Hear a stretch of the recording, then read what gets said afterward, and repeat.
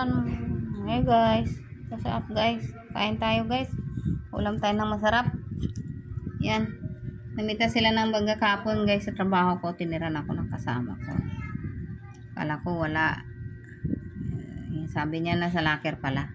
Ito na guys, kainin na namin. Partner nito guys, oh.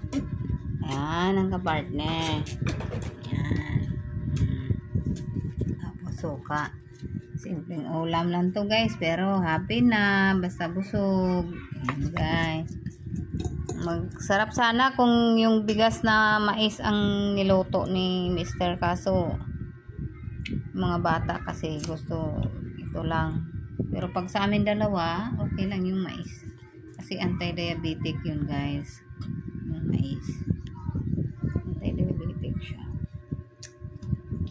Hindi man sa pagyayabang guys, yung papa ko talagang mataas ang edad na kinuha siya ni Lord. 100. Mahigit.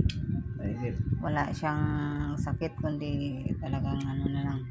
Mais lang talaga yun guys. Hindi yun pag nagluto yun, pipit bawang lang talaga.